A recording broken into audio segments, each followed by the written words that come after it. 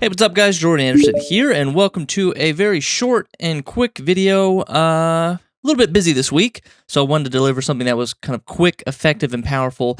This is something that, it's one of those videos that just seems so obvious to me. It's like, this doesn't even count as a topic for a video.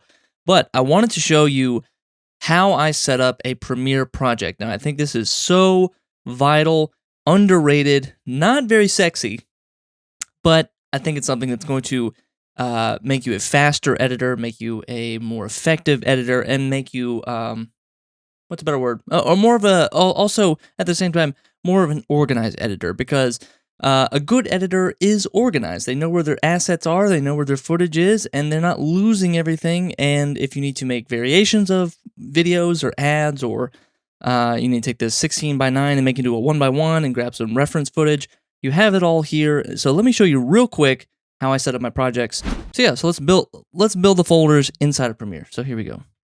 So this is footage, and then our other main one is audio, and then our third main pillar folder is graphics.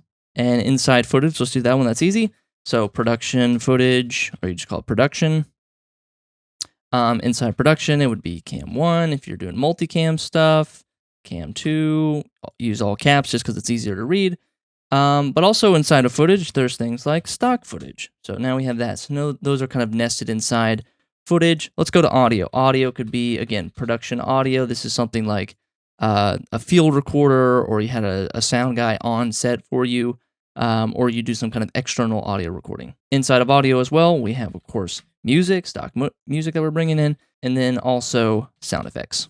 So those are the 3 folders inside of audio. And then now let's go over to graphics. So graphics, or you call it, I normally just have stills, so JPEGs, PNGs, things that are bringing there, just flat images, logos if you're working with a client. And then also there is, like, you can link media to After Effects, but if you are solely working in After Effects and exporting there and bringing it into Premiere, I like to call a folder AE Exports.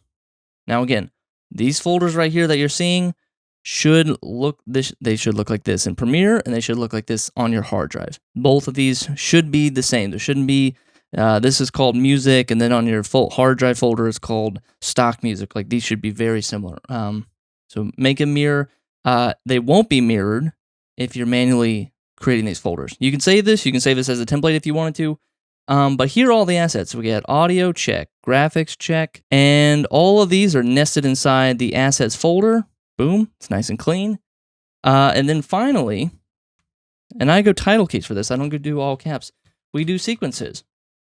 And the nice part too is it's all alphabetical. It's oddly coincidental that it's alphabetical, that your sequences. So your sequences are things like your cuts, your selects, your syncs, your multicams. So I normally do cuts, and that's where, like, the main cuts live. If I am syncing up footage, if I need to sync up audio and video, then I have a folder called sync, and I will create a whole sequence timeline just dedicated to syncing footage. If there are multicams, say 2 or 3 camera angles going into the same thing, I'll create something called MC. So I will sync things in the sync timeline, and then I will move them into multicam. If I need to create a multicam sequence, I'll do selects. So if there is, say we shot a lot of B-roll, say we shot like 100 clips of B-roll, what I normally do is I take all the B-roll, drag it down into the folder, or I will go through it one by one in the preview, and I'll, like, do in and out and drag just the footage, because I usually don't care about the audio for B-roll, and I'll just drag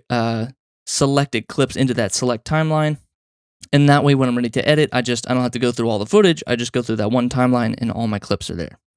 And then cuts, again, cut is where your main cut lives, and that's pretty much it. And it all syncs up. It's all nice and clean. So if you don't want to look at anything, you don't have to. And if you need the footage, you know where the footage is, you know where production is, cam 1, and this. I'll kind of take a little screenshot of this for you folks, because this is it. Very simple, very easy to do. And this has taken a lot of years of discipline, and I have to thank my editor who taught me all this, Josh Carley. But this is how you do it. This is a great way to stay organized as an editor, to work fast, to know where your footage is, to know where your assets are.